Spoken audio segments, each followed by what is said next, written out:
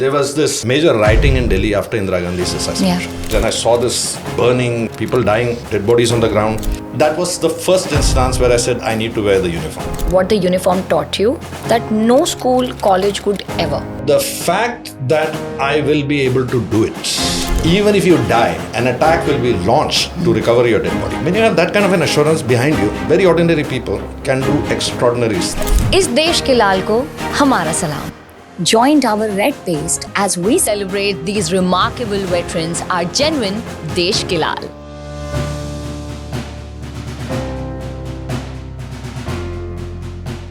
हाय, मेरा नाम है Yeshi and today I am really very excited and honoured क्योंकि मुझे ज्वाइन कर रहे हैं captain Raghu Raman. Captain Raman's career is a rare blend of experiences across the Indian Armed Forces, the corporate world, and the government of India. Today, he brings his extraordinary experience to this stage to inspire and engage us.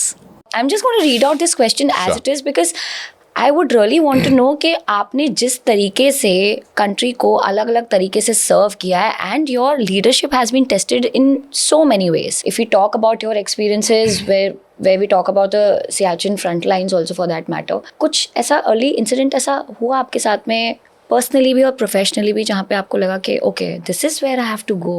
I think this is my path.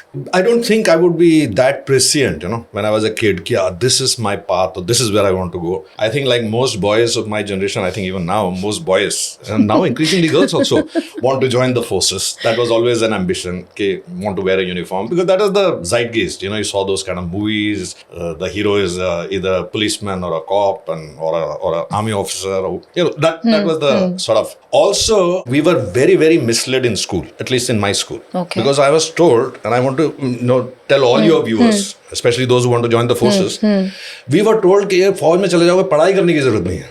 That's what we were told. एक exam पास करना है, एक SSB पास करना है, उसके बाद पढ़ाई करने की जरूरत ही नहीं है. Of course, it is a complete lie because once you join the army, you have to study probably much, much more. Because you have to master technologies, leadership, this, that, equipment. How do you work with other forces? So I was in the MEC forces. How do you work with the Armored Corps, work with paratroopers? You have to learn a lot, study a lot. When I was in school, this was always a distant, sort of ambition. We should wear uniform. In 1984, something happened in my life. Actually, it happened in many people's life. There was this major rioting in Delhi after Indira Gandhi's assassination. Yeah. And I lived in a place called Mayur Vihar. There was a colony called Trilokpuri, which was very close to Mayur Vihar. And it was the place where the worst massacre took place. Matter of fact, Trilokpuri's name actually was spoken in BBC News. It was that bad. Then I saw this burning and rioting and people dying, dead bodies on the ground. And then I saw the army come after 3 days. And when the army came, it was like oil over like troubled waters, And I saw that, I don't know, as a captain major, I don't even know at that point of time, standing on top of a BMP. It was this light tank and he's shouting and the crowd's moving away and suddenly all this Gunda Chunda party and all going away. I want to do this. And that's where I think it got like locked in. Then everything else went away, FMS, this, that, MBA. This was it. That was the first instance where I said that I need to wear the uniform. And I need to wear an army uniform. किसी ने discourage किया था आपको arm forces join करने के लिए? Actually arm forces join करने के लिए सबने एनकरेज किया था. टीचर्स ने इसलिए एनकरेज किया क्योंकि उन्होंने बोला पढ़ाई करने की जरूरत नहीं है. झूठ बोल के. No, everybody encourage. So I think that way in our country there is a very strong brand for the forces where every family feels proud. Either with one, you mentioned it, Mama. No, my taya is. Yes. There's that sense of pride by 1 degree of separation or 0 degree of separation, we are connected with a group of people who have chosen to take a life for whatever reason.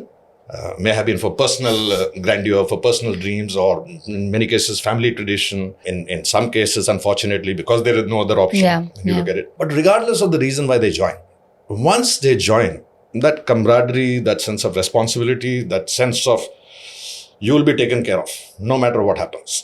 There's somebody behind you. There'll always be a buddy. You will never, even if you die, an attack will be launched to recover your dead body. When you have that kind of an assurance behind you, then I think ordinary people, very ordinary people, can do extraordinary stuff. It's because of the way it's organized and the way you are constantly given a feeling that you will never be alone. There's always a squad which will be there with you, which one of the rare professions where you can count on it. सबसे ज़्यादा कोई challenging किस्सा बताइए sir आपकी service के दौरान, जहाँ पर आपको एडवेंचरसली उसने एक्साइट भी किया है, बट देन एक बार मन में तो ऐसा लगा था कि यार अब हो गया, मतलब कि अब होगा, जो आगे होगा वो देखा जाएगा, बट एक किक, एक पुश मिली आपको, सबसे challenging part? There are 2, 3, but most challenging, I would say, my tenure was in Siachen. Because, and by the way, I have to clarify this to our viewers, that when I say I went to Siachen, 3/4 of the Indian Army has gone to Siachen. So I am not an exception, right? I would believe more than 3/4. But it is a very, very tough tenure for people, for any human being to be. And I had gone on what is called a cross attachment, which means from my unit, which was 22 mech, I had gone to a unit called 12 Jagrif, 12 Jammu and Kashmir Rifle, very elite unit, very, very Dhurandhar unit as they call it, Balwan Bara. It was a different unit. It was not my unit, and I had gone there as a cross attachment. And that's the beauty of the armed forces, that regardless of which unit you come from, the moment you come there, if your center of gravity is okay, if you are genuine in your concern towards your responsibility, the troops will adopt you as their own instantly. So within days, I was part of 12 Jagrif, and I had a great CO who had the confidence to give me the responsibility of one of the complexes, which would normally be tenanted by an officer who would be slightly senior than me, and usually that Palton's officer. So giving that responsibility to an officer who's come in from outside, and it shows that how much of, sort of punt he could take, and what would be his courage to say, okay, let him take it on. And that was a big challenge for me. It was a challenge because, of course, you got enemy on the other side, which is always a constant battle. You have the challenge of weather. Sir डर नहीं लगा आपको एक बार भी? I think डर तो सबको लगता है. I mean, I would be foolish or lying to say that when you are faced with the prospect of... it's right there, right in front of your eyes, but कई बार the strain, मतलब when you go to climb on a post, it can take up to 8, 9, 10, 12 hours at times, depending on the snow and all that. And at times you're so tired that you actually wish you died. So you often are battling between fear and fatigue, because fatigue is so deep, that you don't have time to be afraid. That's point number 1. Point number 2, I think it's also sometimes you grow into a position of leadership. I am now accountable for these 180 troops. And if anything happens to them, even one of them, I can't live it down for the rest of my life. Because in the forces, unlike the corporate world, in the corporate world, you say, okay, we lost market share this quarter, we'll make it up in the next quarter. Right? In the forces, if you make a widow in this quarter, she'll remain a widow for the rest of her life. Her children will be orphans for the rest of their lives. So when that accountability comes on you, I have found that you will find a reserve inside you. You will find something inside you which you are able to pull out. Sometimes it's worshipping whoever you believe in. Sometimes it's just appealing to your guardian angels. Sometimes your parents. Sometimes your friends. Sometimes your colleague. But I again go back to that formula that if life has given you a challenge, then you must have the trust that जिसने दिया है challenge ना, वो इसका साधन भी दे देगा मेरे को. Because otherwise the challenge won't come to you. I believe that. आप जब इतनी सीरियस सिचुएशन में और ऐसे एक्सट्रीम वेदर को डील करते हुए, सामने दुश्मन है, पूरी ट्रुप की रिस्पॉन्सिबिलिटी आपके ऊपर है, कोई ऐसा मस्ती रुकनी नहीं चाहिए वाला मोमेंट याद है आपको, जिसको सोच करके आज भी आपको हंसी आती है कि यार हम इतनी सीरियस सिचुएशन में भी हंसी मजाक कैसे कर रहे थे उस टाइम पे? मेरे हिसाब से तो सीरियस सिचुएशंस या डरावने सिचुएशंस से निकलने का एक ही तरीका है, which is humor. Because when you remind yourself that even now, what are we doing in life? We are playing Monopoly. We are playing Monopoly, no? जो game है. We are playing Monopoly with real money. I have found that whenever there is stress, whenever there is tension, not just in the forces, in boardrooms, in relationship issues and all of that, if humor is brought in, it breaks a deadlock. Because I'll tell you the reason. There's a biological reason for it. Because when you are stressed and when you are tense, your body is getting ready for a fight. Fight or flight. In forces, there is no flight option. There is only fight. There is only fight. Only one Can't flight. You can't fly. So at that point of time, your cortisol, your adrenaline, your dopamine is pumping up so much that you're being brought, like a rubber band is brought to a tense point. And at that tense point, there are only 2 possibilities that can happen. Either the band will break or it has to be released. So this release is usually triggered by another set of chemicals, which is humor, which is triggered by humor. And that is why humor acts as a complete contrarian, sort of emotional balance to anger, fear, anxiety, depression, which is why you would notice even like several studies now, and many psychiatrists and psychologists now advocate that if you're in depression, you're sad, you should watch comedy shows. Because it triggers those hormones, those chemicals, which make you feel the world is okay, there's stuff to laugh about and all of that. So I think the army has its own lexicon of humor. And matter of fact, the army jokes have so much of wisdom packed in them, so much of humor packed in them, that it's almost, we should do a podcast on it. It's almost like a complete therapy it is a high stress situation, right? You are dealing with life and death. You are dealing with choices, not between a right and a wrong. You're dealing with choices between one right and another right, and usually between one wrong and an even worse wrong. So no matter what decision you will take, you will cause casualties. The trick is to have as less as possible. As less as possible. So there is no good news that's going to come. There's going to be less bad news that's going to come. That's your best outcome. My God. So in that kind of a scenario, you better be prepared to take a little bit of lightness in your life. Otherwise, it'll start bringing you down. It'll bring your mojo down.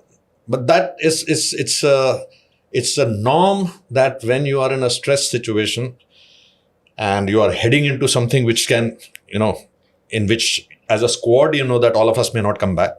Some of us will not come back, and some of us may not come back with all the body parts. The best antidote to that is usually humor. And I found that is usually the bravest thing a person can do. When situation is tense, to find a way to lighten it, it's a huge, huge morale booster at that point of time. One word that best captures what the uniform taught you that no school, college could ever. It's can do. Ho jayega. It'll be done. I don't know how it will make it happen. Answers will come to me as we go along. But the fact that I will be able to do it. I'll tell you an interesting story. Many, many, many years ago, I did my commando course. It's a very tough course. 35 days and 35 nights of hell. So after the 35th day, when we were graduating and we were sitting in this hall, the chief instructor, he told us this sentence, which is a very true sentence. He says that you are in the peak of your physical fitness in your life. You will never be this fit again, which is true because nobody is exercising that much ever again in their life, and you're young and all of those things. So he says from today, your physical fitness will only reduce. It's true. From that peak, it's going to come. You may plateau it here, but it's going to come down. So he said, this is not about physical fitness. This is about mental toughness. So no matter what happens in your life, no matter what adversity you're facing, no matter you're captured by the enemy, they're interrogating you, no matter what happens, you just have to close your eyes and remember that you have done the commando course. So if you have done that, you will cross this. I think all of us can have our own commando courses. All of us can have that traumatic journey that we have done at some point in our life. Maybe you did it when you're 13 years old, when you're 12 years old, when you're 9 years old. You just have to close your eyes and say, if a 9-year-old self of me could get past that, my 23-year-old self will ho jayega. So ye ho jayega wala jo attitude hai, this I think is the greatest value that I got from the uniform. Captain, एक parting message हमारी सारी audience के लिए जो कि इस वक्त आपको देख रही है. Hope to see you again. That's a good parting message. Thank you so much, sir. It was pleasure having you. इस देश के लाल को हमारा सलाम.